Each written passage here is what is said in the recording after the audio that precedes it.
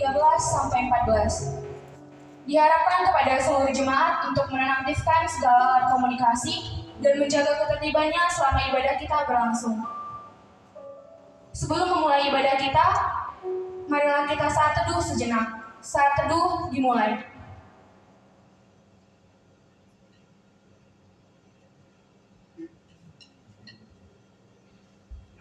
Amin, saat teduh selesai. Kita adalah manusia biasa yang tak pernah lepas dari kata kesalahan, penuh kecemasan dan juga kebimbangan. Namun terlepas dari hal itu, kita semua punya Yesus yang dari tangannya kita peroleh keselamatan yang kekal. Mari kita sambut Tuhan ke tengah-tengah ibadah kita dengan mengangkat satu lagu pujian dari Kidung Jemaat nomor 388 ayat 1 dan 2, Selamat di Tangan Yesus.